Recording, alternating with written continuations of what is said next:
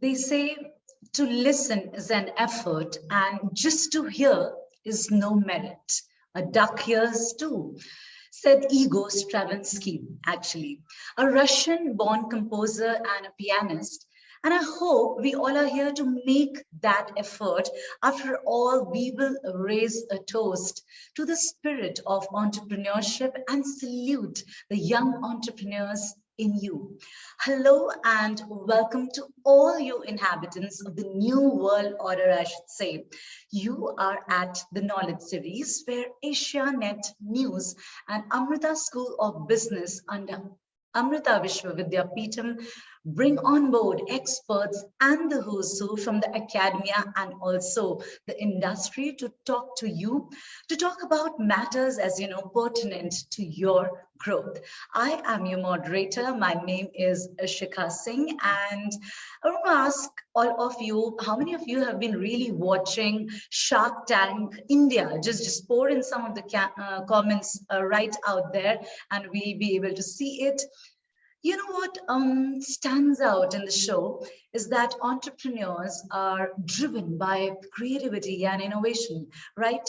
They see an opportunity where others see problems, and that is how they move the economic engine actually forward. Today, we shall focus upon that while touching upon the Make in India initiative and the recent unicorns. And you know what Arthur Schopenhauer, the great German philosopher, also said, I quote, talent hits a target no one else can hit. Genius hits a target no one else can see, I unquote. It is so true when it comes to entrepreneurs, right? By definition, yes, an entrepreneur is someone who starts something new, who takes risk in the hope of a future reward. But I think more than anything else, he or she is someone who believes in herself. Well, this belief, my dear audience members, the boys and girls watching us, comes from an inner urge to look at the world differently, right? To keep pushing those boundaries in the face of adversity. Well, it's time that we get all of you introduced to the first guest of our evening. Everyone, please put your hands together, of course, as you see him live on the screen.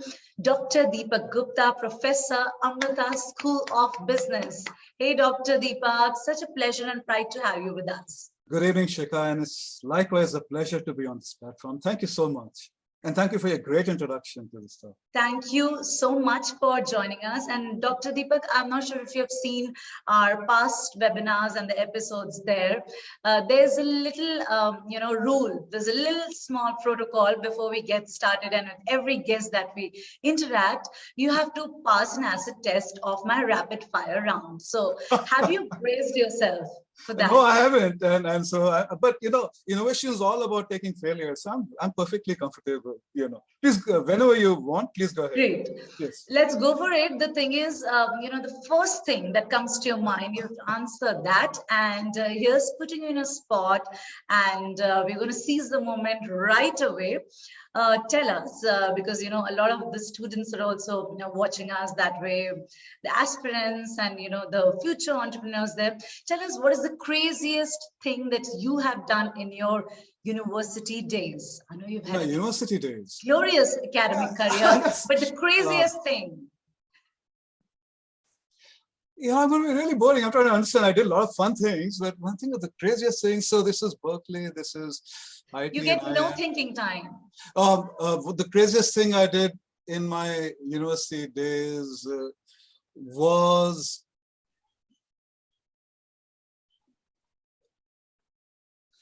looks like the hamper. All right. So sorry, or is it so crazy that it can't be? No, I was very sort of well behaved. So I'm trying to think of what the craziest things that we believe. I mean, I did the normal things. I went trekking. I tried, but I tried drinking and smoking, and I didn't get past the first smoke or the first drink, and I stopped. And if that's crazy, that's the way it was. But we didn't go and paint a billboard red or something. None of that. So I'm trying to figure out. I might have walked up to a girl and almost got slapped or something, Oh, yes, the craziest thing. No, I remember. Oh, yes. Now, I was the editor of the okay. IT magazine. And people never, used to write for the magazine. So to make them write for the magazine, I started putting my poetry on the front page and telling them that if you don't want to see this poetry on the front page, please start writing. One of the poems, please start writing for the magazine so that I can, put your stuff there. One of the poems I wrote was called Jamocha Almond Fudge. That was an ice cream and Nirulas in Delhi. And I wrote some not very, nice things about some girls. The entire girls' hostel boycotted me. They burned the magazines and I was famous. The magazine, was fine after that. That redefines craziness. All right, we appreciate the honesty and we loved it. We loved breaking the ice with you, and thank you. Thank you for sharing that bit. Thank you, Shikha. We still believe that you've been a good student and a disciplined one. Thank you so much. All right. Thank you so much for joining us. And here's the thing, with that, we're all set to introduce our next guest, who is highly motivated and always thinks different from the world and different from the crowd. Please welcome Dr. Ashish B, who's ever smiling, the assistant professor, Amrita School of Business. Warm welcome, Dr. Ashish. If you can just say hello to everyone. Hi. Thank you. Thank you for such warm welcome. Good to be seeing you. And Dr. Deepak did his bit of the rapid fire round. I have to ask you, are you ready? Yeah. I mean, I can't match his enthusiasm, but then still I'll try my best. I'm sure you all are unique in your own ways, but he's definitely a sport. And, I envy something that I envy about him is, of course, how fit he is. But, here's your question. Let's put the spot on you. It's going to be an easy one for you. Tell us the last thing that you binged watch. Binge watched. It's been a long time. Long time. Yeah. In this era. Okay. Yeah. In this era, it's probably long time because, the attention span is very small for people. Probably Game of Thrones. Okay. Yeah. Fair enough. I think a very popular choice. Thank you for answering it. We look forward to insightful perspectives from you today. Thank you. Yeah. All right. With that, our final guest of the evening is someone whose passion and interest in cryptocurrency exchange made him create the world-class cryptocurrency trading platform that actually provides powerful tools and technologies that makes it possible for anyone, you and me, a novice and amateur, also to master this trade. You're seeing on the screen. Let's extend a warm welcome to Mr. Arjun Vijay, COO and co-founder, Giottus Technologies. Hi, Arjun. How are you? I'm good, Shikha. Thanks for the warm welcome. Thank you for joining. And have we already scared you a little with our rapid fire? Kind of. I was like, think of what the one who's mastered cryptocurrency. All right. This gets interesting over here. Okay, I hope you pull a rabbit out of the hat, Vijay. And your question is, who's that one person, living or dead, you would like to meet and enjoy a meal with, and why? Very quickly.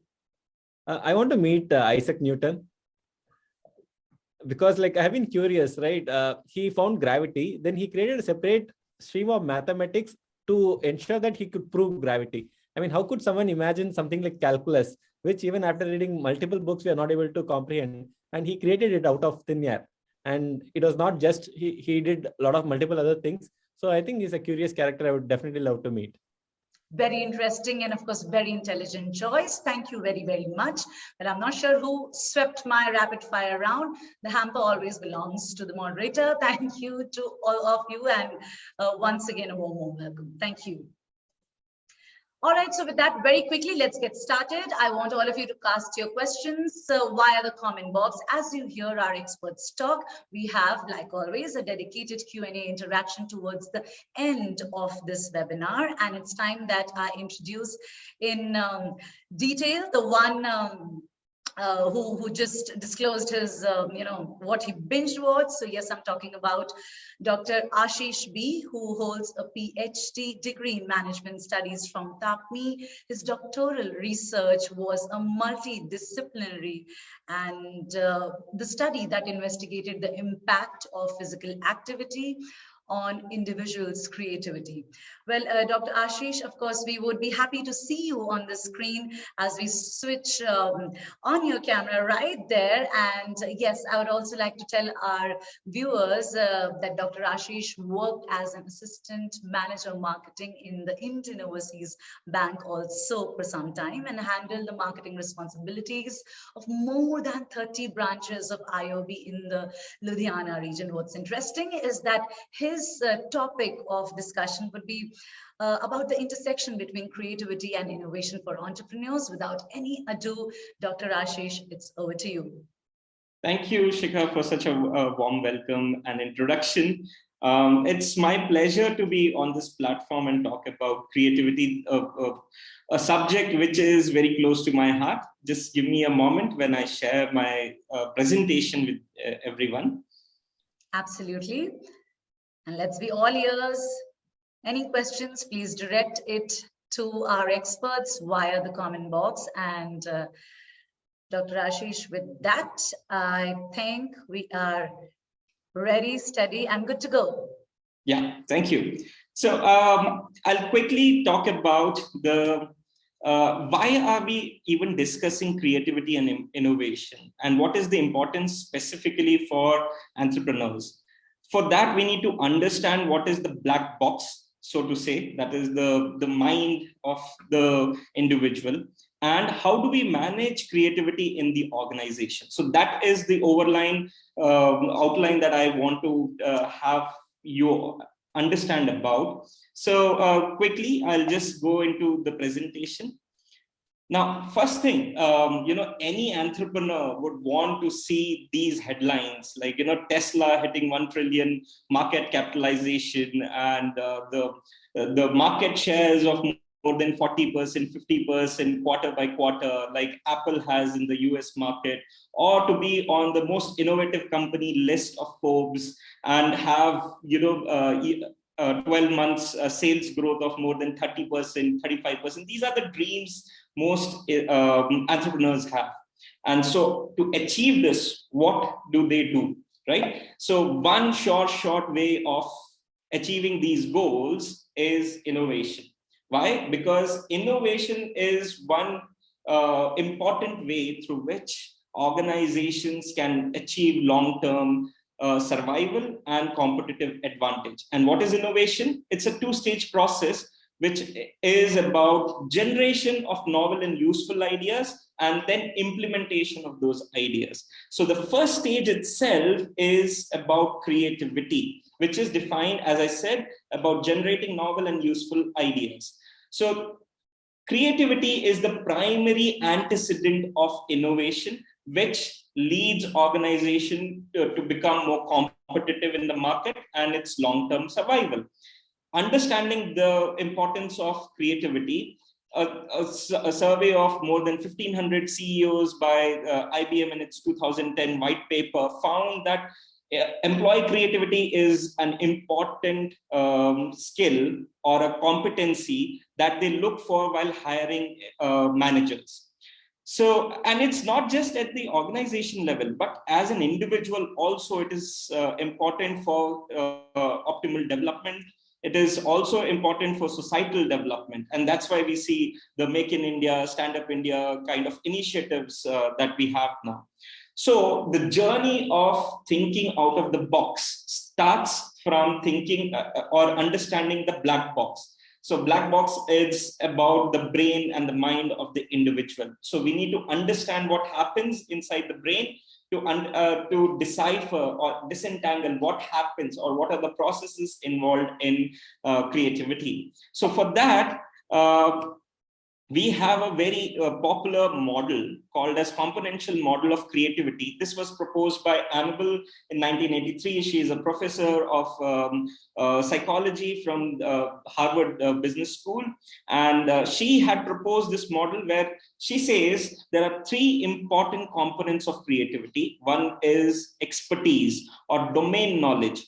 A person needs to understand or have the knowledge about the problem that they are encountering. So if it is a doctor who is doing a surgery, they should have understanding of human anatomy and physiology and things like that. So they should have the expertise first. Second, the person should have the motivation to overcome the problem or the challenge. So, and specifically, she talks about intrinsic motivation, that is the desire to overcome the problem. And it is, whenever we talk about entrepreneurship, this is one thing that always constantly comes up, that a person should be able to have desire or passion towards the problem that they, or a problem that they are facing, that they see the society is facing, and they develop solutions for that problem. And third important component is the creative thinking skills. Now we'll look at what is creative thinking skills in a while. So she saw that these three are incomplete, and in 1996 she further improved this model to bring in the environmental factors, the factors surrounding us that has an impact on creativity. So what is creative thinking skills? Creative thinking skills is the ability of a person to think of multiple novel solutions, and then from that identify the single most useful solution. So on one end, you have divergent thinking where you think of multiple solutions. And on the other end, you have convergent thinking, which is about finding that one best solution, right? So these are two ends of a creativity continuum, so to say. And this model was proposed by Guilford, who is also called as the modern day creativity literature's father. And he gave this model in one of the presidential addresses he made to American Psychological Association way back in 1957.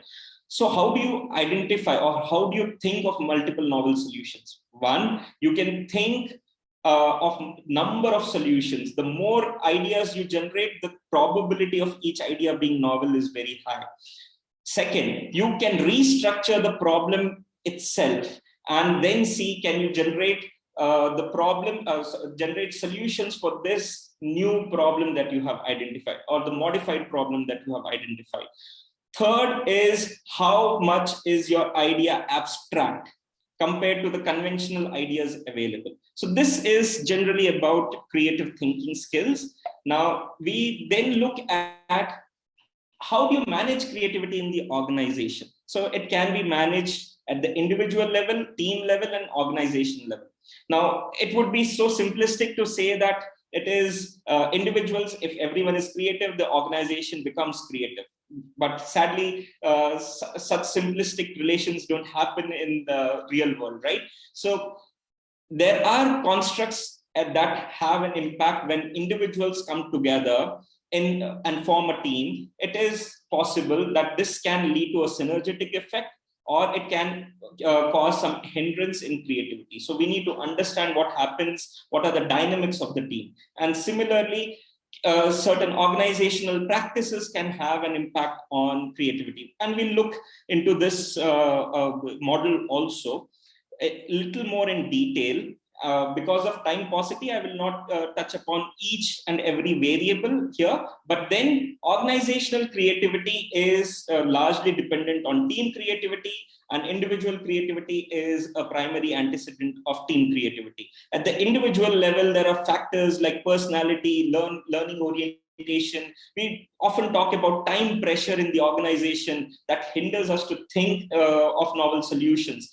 So the research says that, it is neither that if you have no time pressure, or if you have, if you perceive very high time pressure, these are two ends where creativity diminishes. There is an optimal time pressure that leads to higher creativity. At the same time, your confidence, that is the self-concept, the self-efficacy, that has an impact on creativity. I feel confident that I can solve this problem. My ability to network with people, identify their strengths, get knowledge or understanding from them about the problem, and then generate novel solutions. So networking ability is an important construct here. At the team level, we talk so much about diversity. Why? Because people coming from different diverse background bring their own experiences and can modify the problem or see the problem from different perspectives, and that can lead to greater creativity. Similarly, team climate, where do I feel safe when I'm voicing my ideas to my boss, my peers? Will they criticize me, or will they penalize me for voicing the idea? How big should a team be? What are the processes of information exchange between people? Is it a top-down information system that we follow, or is it a cross-functional information exchange that happens in the team? What kind of leadership do we have? Do we have transactional leadership? Do we have participative leadership?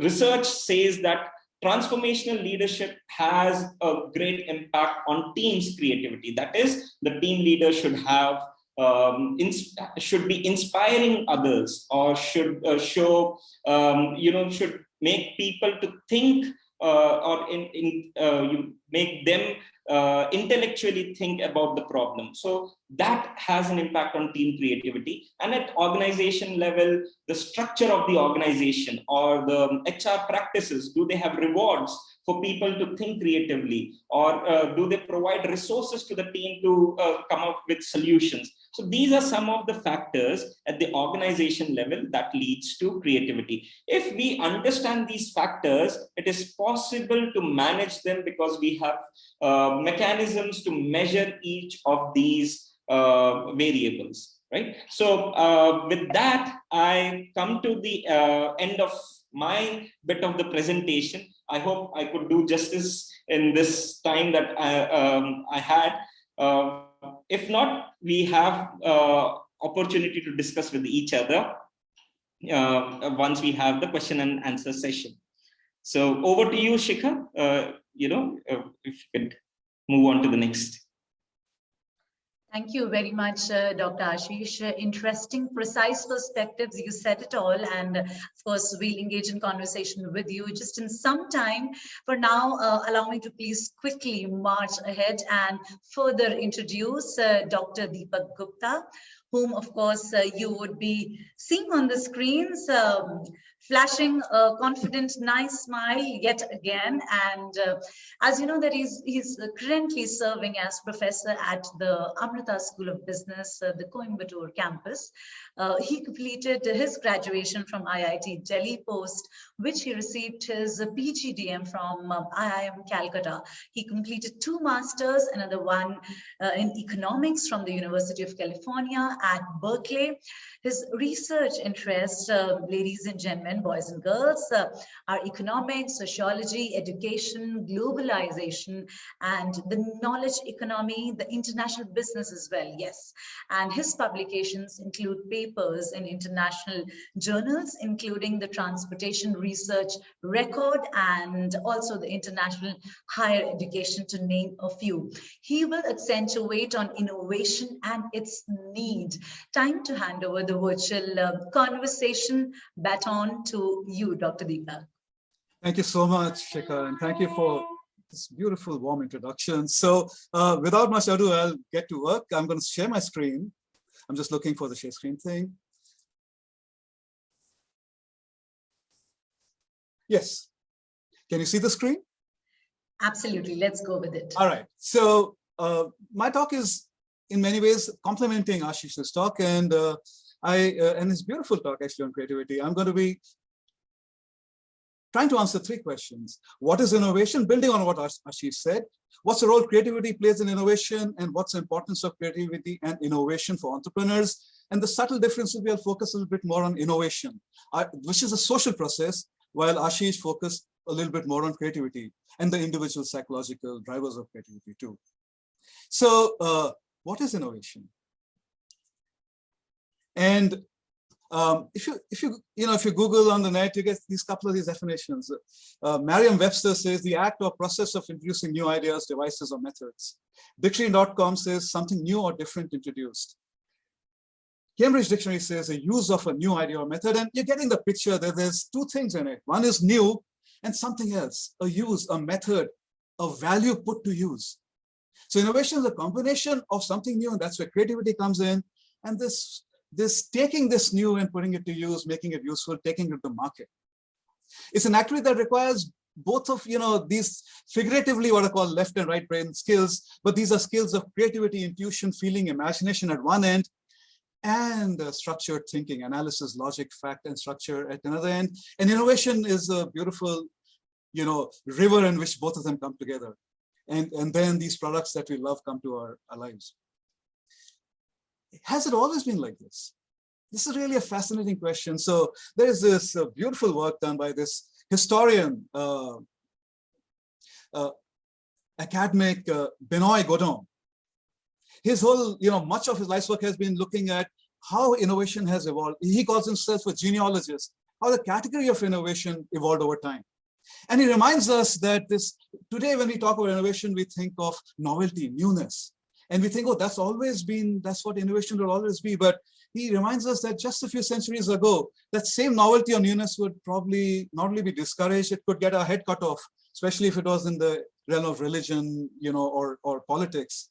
Really, at that time, what was being encouraged was imitation. In fact, even patents were granted not to the original inventors, but to the importers of existing inventions. And the prizes were awarded not to the innovators, but the successful imitators. The focus was on creating cheaper imitations within your own country that could then be, provided to the citizens.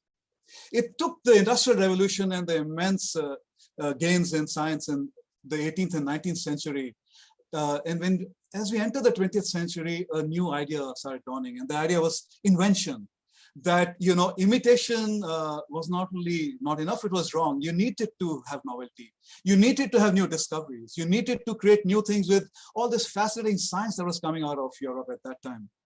And along with that, patent law changed to emphasize novelty, authorship, utility, as also the R&D labs took off in governments, in large firms, in small firms. And that's the way I remember, understanding invention, innovation. When I went to college, it's all to do with engineers working in labs and creating all these fun things. Some of them may reach the market, some of them may not, but they're in their own world creating nice things. They are. I had an uncle who was a scientist with CSIR, and he eventually actually did something interesting. He went from invention to innovation. He quit CSIR and joined hands with another uncle.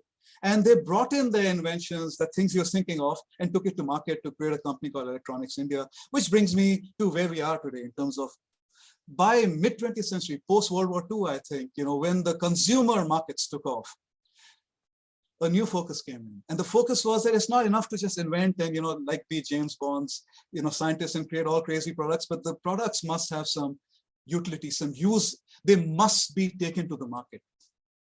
They must be used and adopted. So technological invention, use and adopted. Invention plus commercialization. This is the way we now understand innovation, right? New plus value. Invention plus commercialization. But it's been a journey. And it might change again. You never know. So where does creativity fit in? It should be obvious to you by now that 300 years ago, creativity was something to run away from, but today creativity is at the heart of innovation, right? It's that new part, new plus value. And Ashish has done such a lovely job of giving a sense of how we understand creativity, how it works in organizations. In fact, some of the things I look at also, are similar, build on what Ashish actually talked about. So I'll go faster through those sections. But much work, today tells us that creativity is central to successful innovation. So there's a professor called Clayton Christensen, and he's probably the professor of the century in terms of his contribution. So some of you may have heard of disruptive innovation, and that's Professor Clayton Christensen. So he and his colleagues asked this question: what sets apart Elon Musk? What sets apart, a Steve Jobs from the rest of the people? What is the innovator's DNA, as they asked it? And they came up with these 5 skills: questioning, observing, networking, experimenting. Really, these skills that involve taking risks, challenge the status quo, not taking things for granted. And then that ability to pull it all together, to connect the dots, associational thinking, the fifth skill. He says that's what leads them to these innovative business ideas that take over the market. A different question related was asked by Professor Goran Ekwall. He looked at many Swedish organizations, and these could include people like IKEA. And he said, what is it that's different about these organizations that makes them so successful at innovation? And he talked about something called the innovation climate, and he talked about dimensions such as challenge, freedom, idea support, trust, dynamism, playfulness, the ability to debate and not beat each other up, the ability to have conflicts and yet coexist with each other, and of course risk-taking. And what should be clear to you is that underlying both of these is this mix. One is challenge the status quo, doing something different, not taking things for granted. The other is frameworks that allow you to then take it to market, then commercialize these things. This is the text of that beautiful graphic that, the last image that Professor Ashish had. And the question is that, can organizations do something about this? Can they organize themselves in ways that can help them, be better at producing both higher creativity and then, innovation, which is that realized creativity that reaches the market.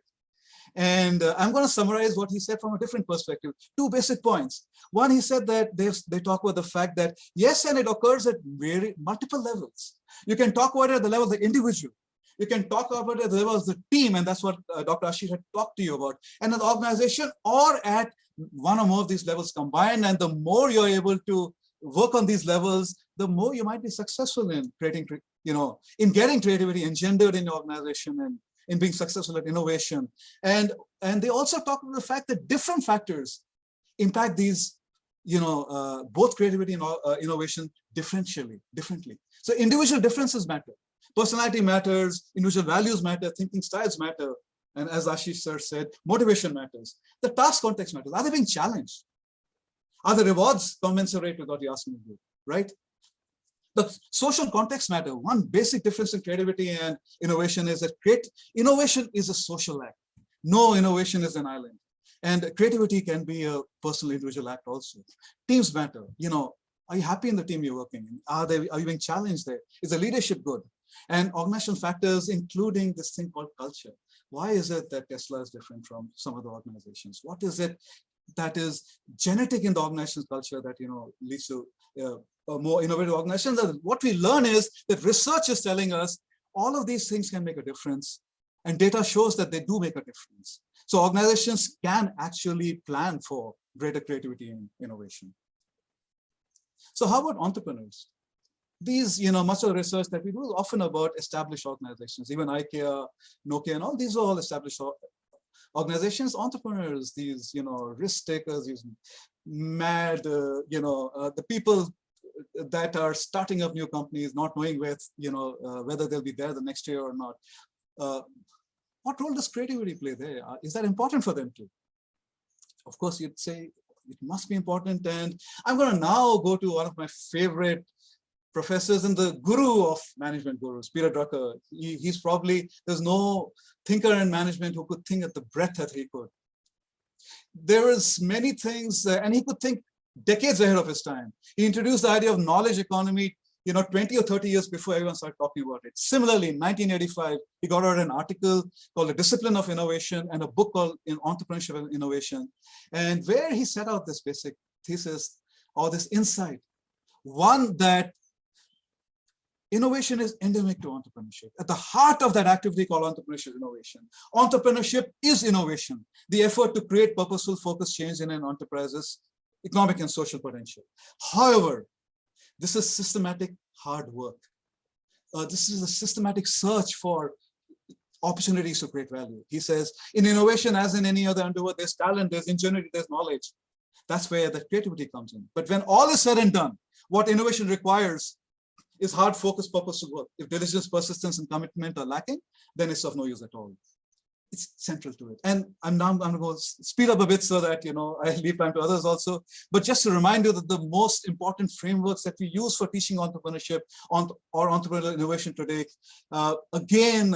creative and systematic, market validated systematic creation lies at the heart of these frameworks.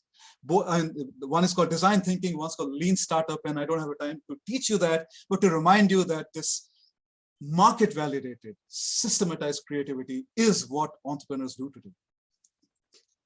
One example of this is a company that's created immense value. And one of the most important aspects of innovation for entrepreneurs is business model innovation. Business model being the logic of the business they're running, how they'll create value, who are their customers, what's the value proposition they have for the customers, how they organize themselves to deliver that value to the customers, and how will they control their costs and revenue streams so that they can make profit. And much of what you're seeing today behind all the unicorns that you're seeing, all the names that have become part of our daily language, last year and this year, is business model innovation. Here's the company Charge B, less than 10 or 11 years old. Some of them were alumni of Zoho, alumnus of Zoho, which is another really impressive company. And they had two things going for them. One is they had an idea ahead of their time, the notion of subscription billing and revenue management. They thought of it years before. Now so many companies, SaaS has become so popular, and they're doing it. 11 years ago, they settle upon this as what they'll take into the future. And relentless innovation in products and services, relentless pivoting, and continuously trying new things to now become, let's say, the pole players in this area. And recently they valued around $4 billion. This slide is from a presentation done by my students a few months ago. That in the $1.5 billion. That's the pace at which they're creating value. Things are being done. And the last word, two words, Clocky and Wordle. My favorite sort of ideas, examples of creative innovation. Clocky is a clock that runs away from you once the alarm sounds. And this is the solution an Indian American student in MIT.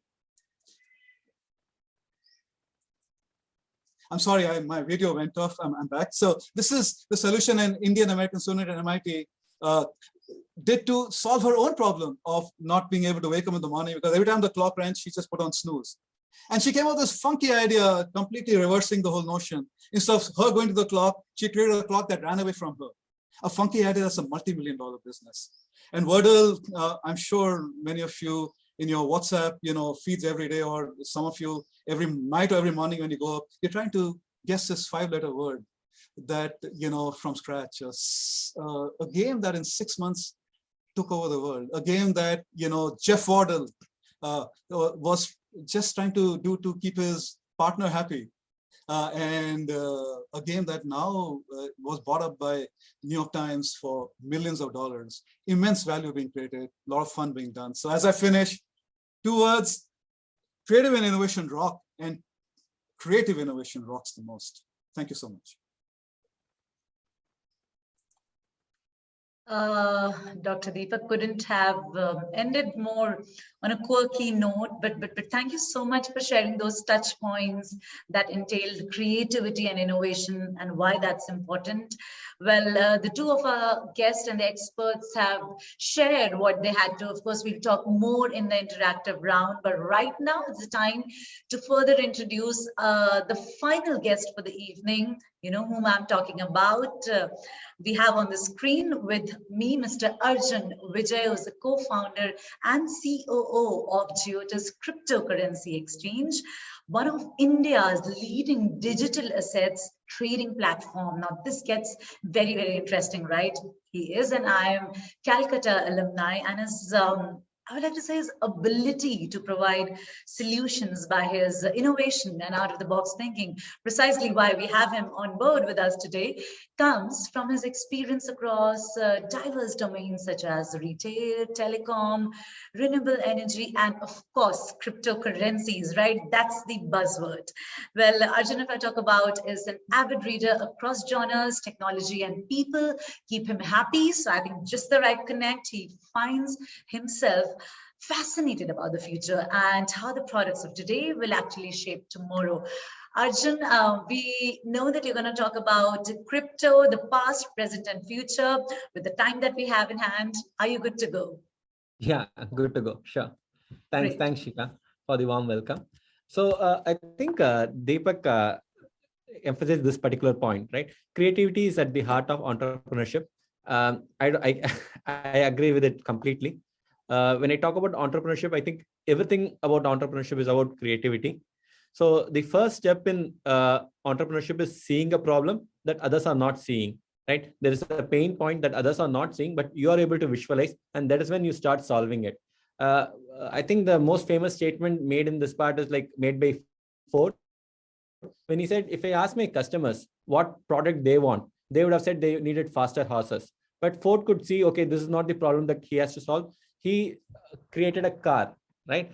So the first step is identifying the problem. So there's also already mentioned even in the first this introduction that genius hits something people cannot even see, right? So key to successful entrepreneurship is about seeing a problem that others don't see. So even the example that Deepak quoted about ChargeBee was able to see a problem 10, 15 years ahead of its time, right? So that is when you're able to create a solution, you're able to grow fast enough before others copy you, right? So that is the most important thing. The second step is finding a solution that is unique and creative, right? So that is what creates a moat, because if you solve the problem same way like everyone else is solving, there's no difference. So you're not going to create a unicorn. You're not even going to create $1 million company if you're solving the problem the same way like everyone else, right? So your advantage, your competitive edge comes from doing something unique, doing something different, right? For example, Steve Jobs, when he was creating this iPod, he asked his team to design a product that can choose any song in 3 clicks, and his team delivered. And we know what happened to Apple after that, right? And the last step, right? I wouldn't say the last step, but the third step in marketing is the so in the overall idea is the marketing, right? So here I don't have to give an example. Every ad that made you turn and watch it once again is a creative ad, right? So it's not enough to solve a good problem, right? It's not enough to solve the problem in a unique way. You also need to market the problem. Today, I'll say 90% of entrepreneurship is about marketing, right?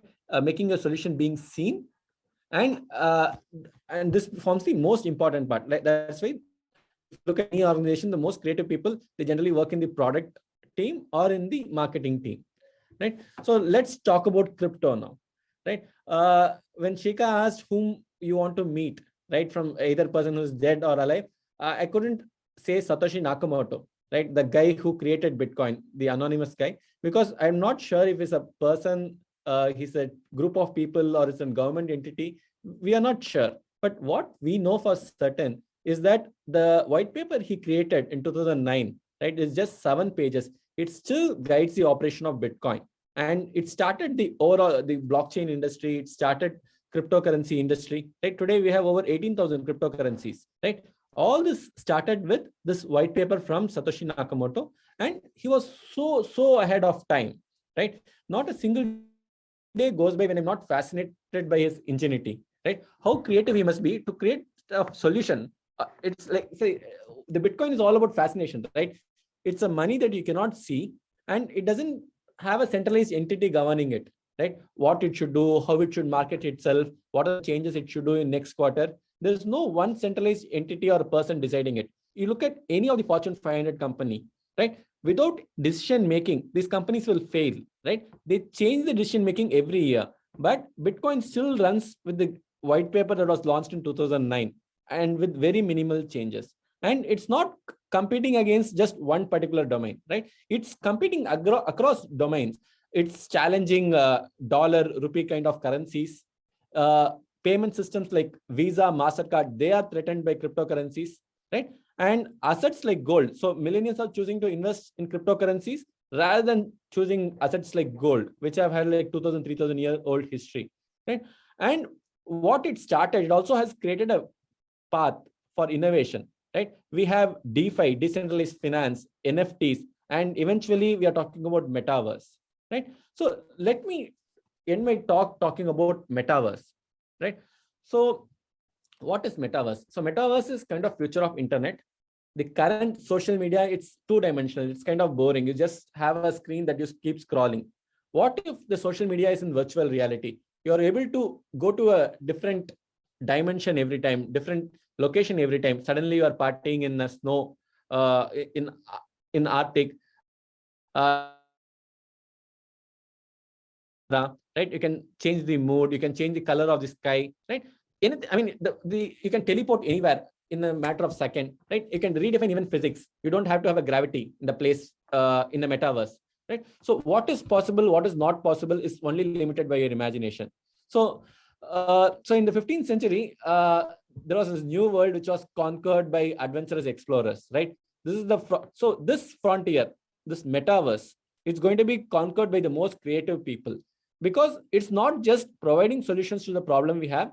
In metaverse, it's also about creating those questions, right? We need to start framing questions. What is going to be important in metaverse, right?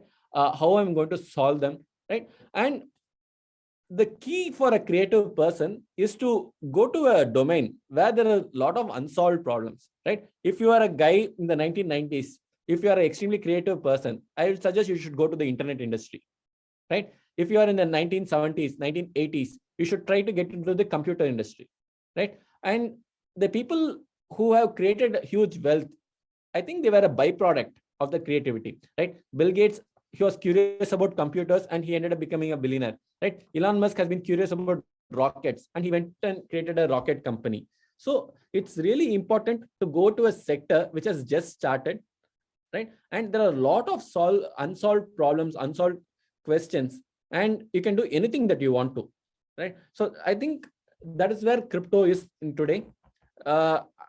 What I feel is like from 2000 to 2015, right? A lot of people spend time in making people click more, watch more ads, right? That is where the best of the engineers in the world were working at. But in the last 2-3 years, with the explosion of crypto, you see a lot of people developing new protocols. They are redefining the way things work. Another favorite example is this BAT browser, right? Normally what happens when you want to play as a company, you want to show an ad to your users. You pay a company like Google $10,000 and you tell Google that show ads to as many people as possible. The end user who is watching the ad, he doesn't get benefit out of it. BAT, basic attention token, it found a new way to do this. So they launched this browser called Brave browser, right? It runs on Chrome. So Chrome is open source, so is Brave. So you'll not find much changes if you shift to Brave from Chrome, right? As a company, I have to pay this browser $10,000 worth of BAT tokens, and it will distribute these tokens to all the end users who watch the ad. As an end user, I'll have two options. If I want, I can turn on an ad blocker, stop all ads, or I can just turn it on and start making money of all the ads I watch, right? So this kind of disintermediation, removing the middleman, is happening across, right? There are games that have come up. There are like multiple products. There are decentralized finance that has come up. You can the peer-to-peer lending has got a new definition with the advent of crypto. So what I feel is, so people who are creating the products here, I mean, they are filled with creativity, right? Because there are no precedents, right? You cannot take a product and copy it simply because they don't exist. So people are creating new things every day. And if you are a creative person, I think if you want to start something, I would suggest you look at crypto, right? I think I'll end my talk here and let's go for the next phase of this, Shika. Yes, Arjun, firstly, thank you very much for helping us with the dynamics of crypto.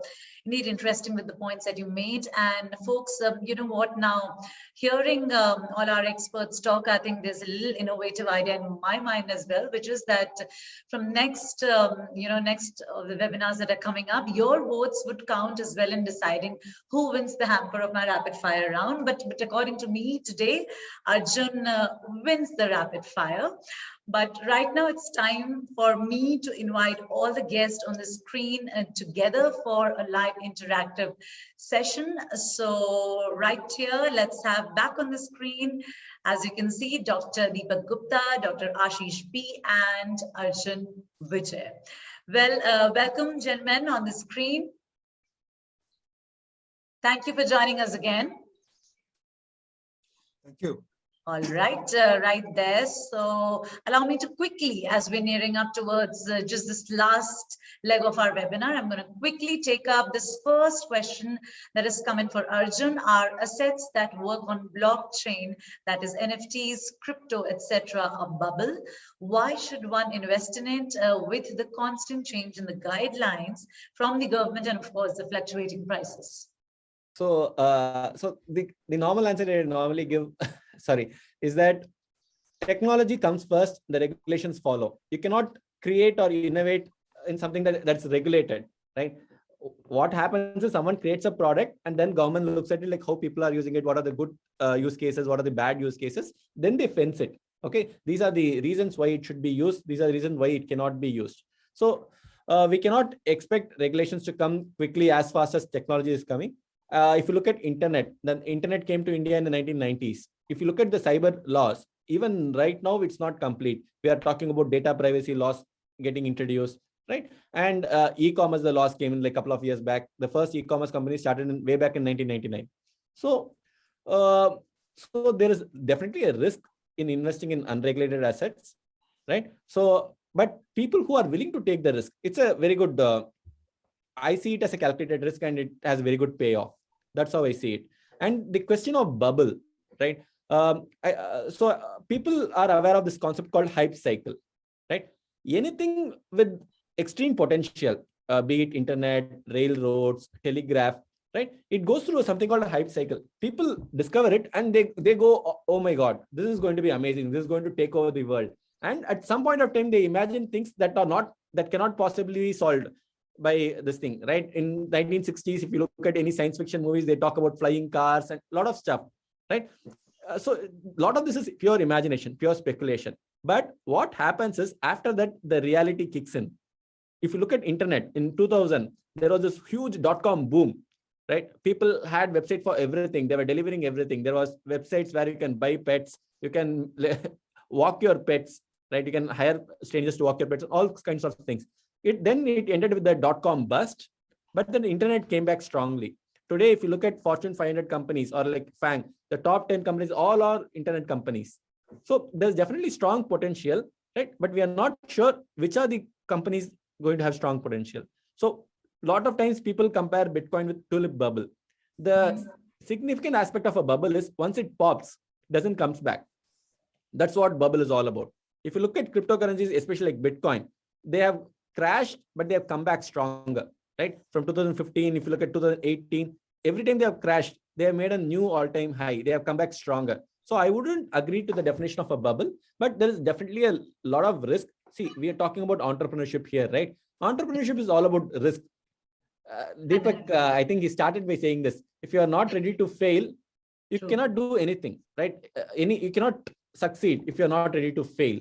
So there is a chance of failure here, but if you succeed, the returns are going to be very high. So that is the reason why I invest in crypto. If people have the risk appetite, they can also invest in crypto. Absolutely. So not a bubble, but yes, the situation remains dynamic there. Arjun, I think super perspectives there. I'm going to take up the next one. That's for Dr. Ashish and Dr. Deepak, if you can shed some light on this one. Ekta is asking, has there been an innovation in education that we have seen in the past couple of years owing to the pandemic? And has that helped or harmed the students' education? So that is for the academicians, the question. Ashish, all yours. For me, okay. So, yes, I mean,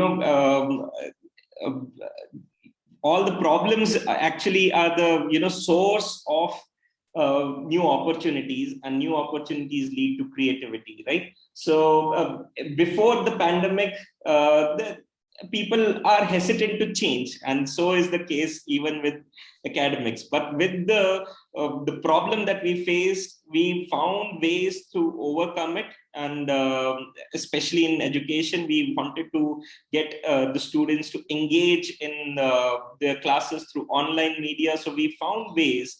We introduced more cases, so that and simulations, the things that wouldn't have happened before the pandemic, to engage the students in the classroom. And so that's my understanding. Dr. Deepak, what do you say? I have this nuanced view. So at one level, it's been fascinating the last 2 years, including as a student myself. I teach, but I'm a student also. Beautiful sharing is happening, especially on platforms like YouTube, for example. Fabulous professors on their own. They had the time. They put I teach a course on philosophy of management research, and I'm learning immensely sitting at my own home. And then MOOCs like Coursera, right? many MOOCs came up. And so sitting on your own desktop, there's a whole world at your disposal. Great part. We had a problem. We used MS Teams to do this, long distance teaching with our students. So education continued.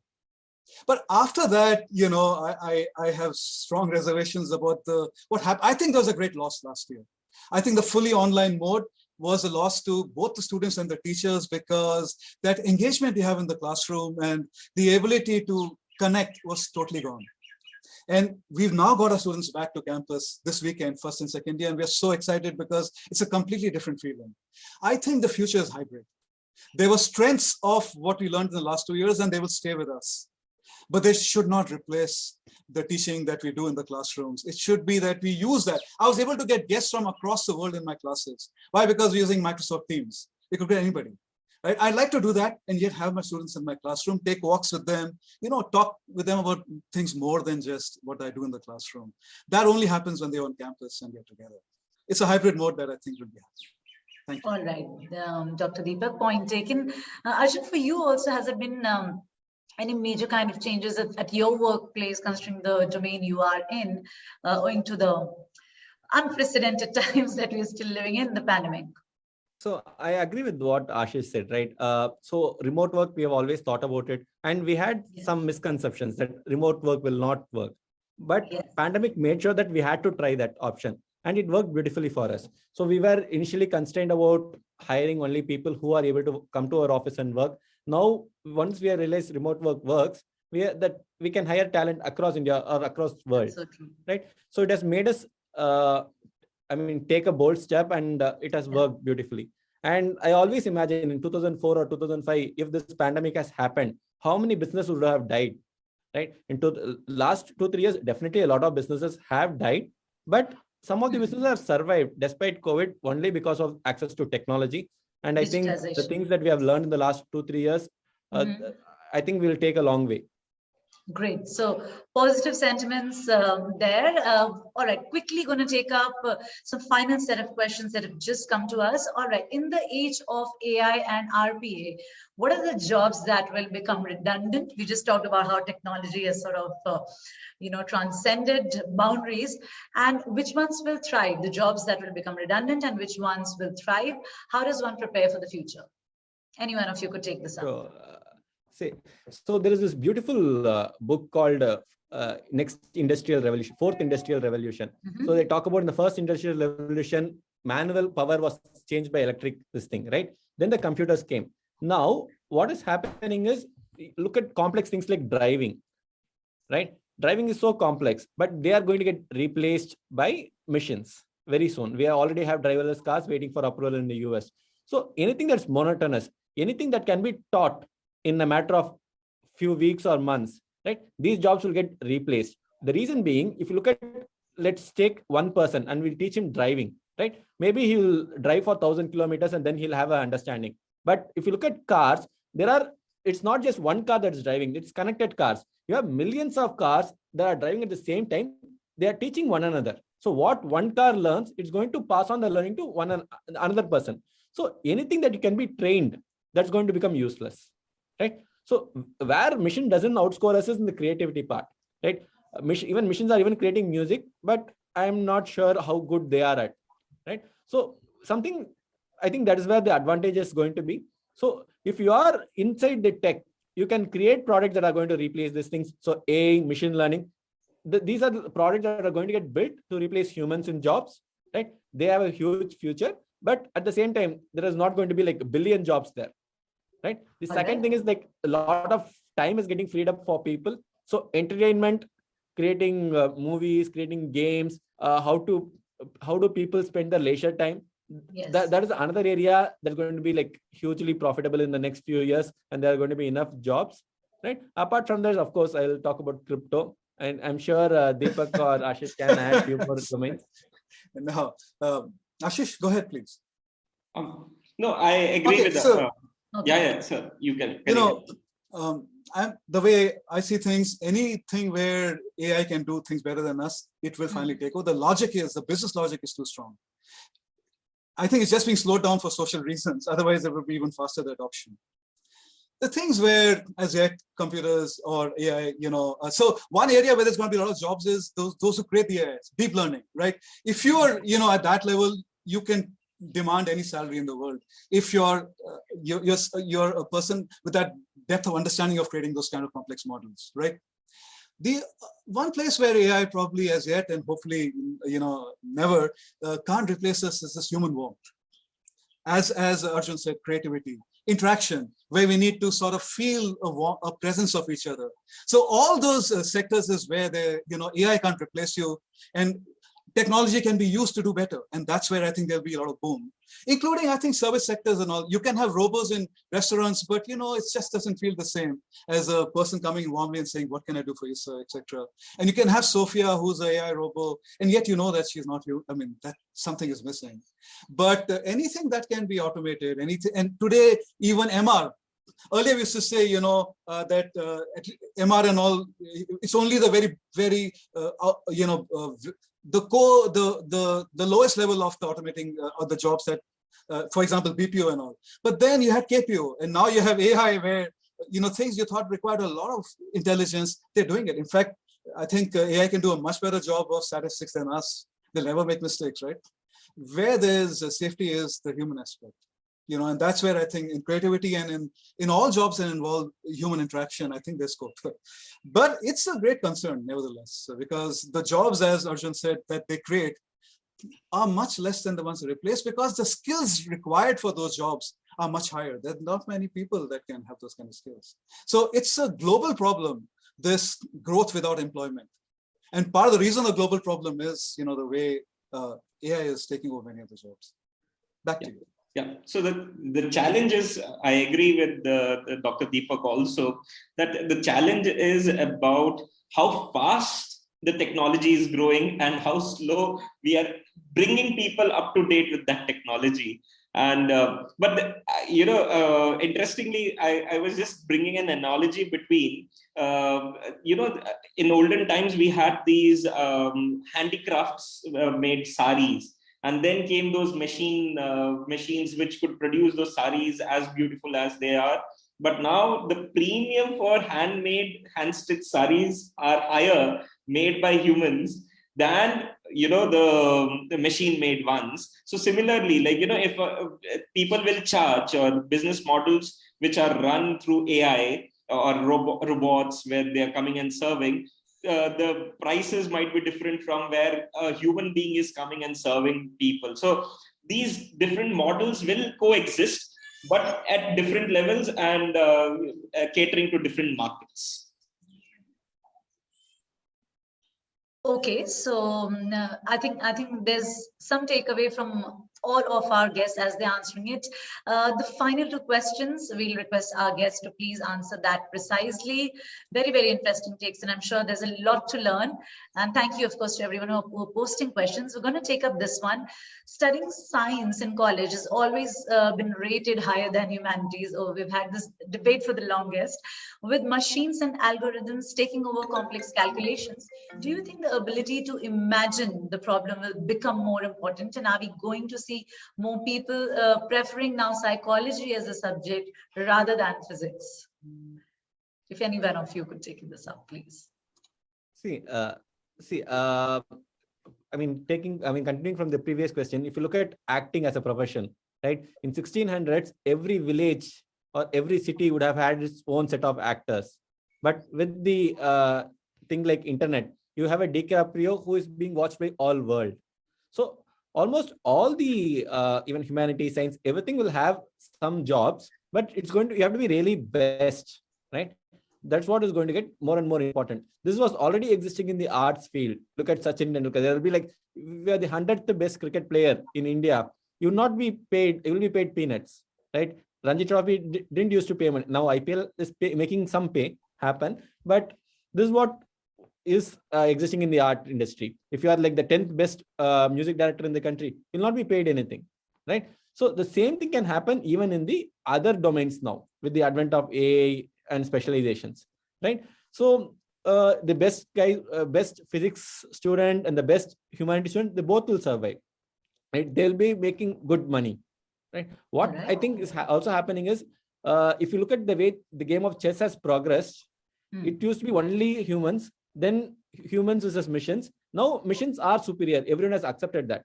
Now, how the tournaments are happening is there is a human who is assisted by a computer, right? They both play together against another human assisted by a computer, right? So that's what is going to happen in future, right? Okay. So, like Deepak said, humanities cannot be replaced that easily, right?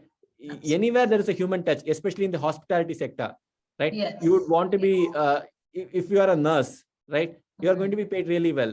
A nurse cannot be replaced that easily by a robot, right? If you are feeling pain, you also want the nurse to show some kind of a compassion.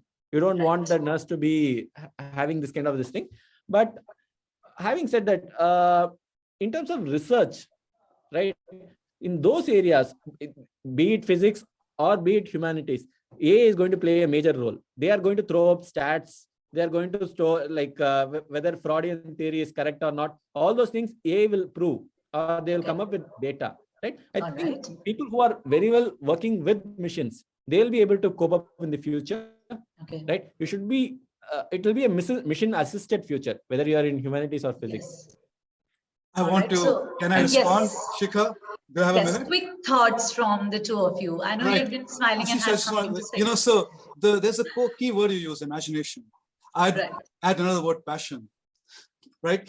Core to science, scientific discovery, and people don't realize that imagination and creativity play a huge role in science. Newton, right? He discovered gravity. It's like I sit under a tree, apple falls on my head, I curse the bird or something that made the apple fall, and but he thought of gravity.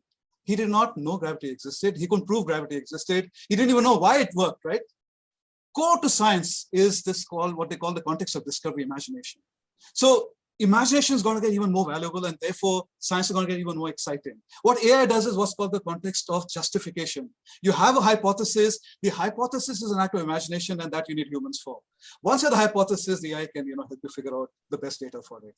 I don't think that physics will be replaced by psychology. Everywhere where there's imagination and passion, they will thrive. And AI will. One small addition I want to like Deepak said, they said AI can give you answers, but they cannot ask questions. That's beautiful. So, I mean, I also agree with both of them, but with a small twist that, we are going back to the history. That is the times when, greatest of scientists were also greatest of artists. Mozart was a mathematician, and then he used his knowledge of mathematics, science to create art. And that is what it is. Like, as Deepak sir was saying, that you need to have imagination. For that, you need to have, understanding of what is happening in your surrounding. And you need to be conscious about that. On psychology, on all these subjects, arts, sociology gives you perspectives and identify the problem, as Arjun was also saying, and then make hypothesis, create solutions based on technologies like AI, ML, and all these other things. Yeah, so that's my take on this.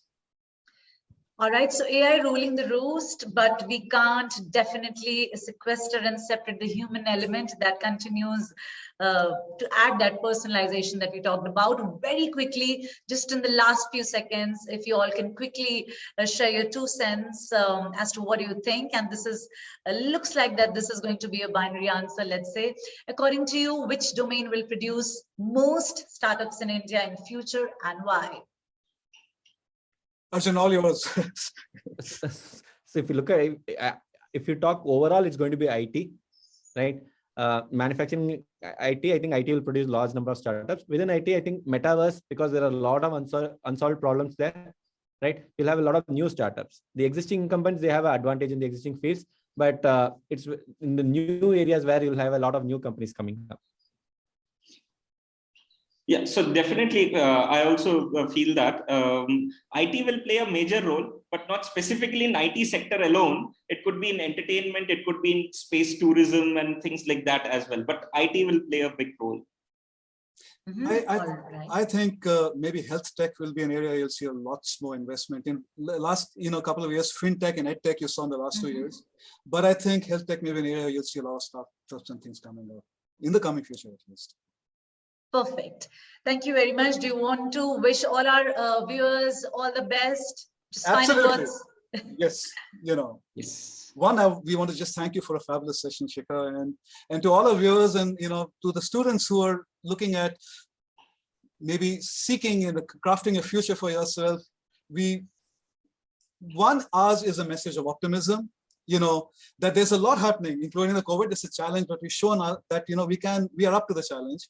Technology, and people like Arjun are living sort of legends of where technology can take you. And a message that never forget your humanism. At the end of the day, where you begin, where you end would be the warmth of you as human beings. So there's a great world waiting for you. Make the most of it. Thank you very much. Such new world perspectives, really, for the new world order. I think all our three dearest guests on board, we loved the enthusiasm along with the knowledge sharing, that human aspect of, talking to the people out there at large who would want to fire the creativity and the innovation hues of their personalities when it comes to entrepreneurship. Thank you so very much to the three of you for taking the intellectual, and I would like to say the creative democracy to a new. All right. So yes, I was saying thank you for taking the creativity democracy to a new level. And thank you very, very much for joining us. Thank you. Thank you. All right. With that, of course, I will say on behalf of Asianet News and Amrita School of Business, a big thank you to all of you for your continued enthusiasm in the educational series that we are conducting. Thank you for your support.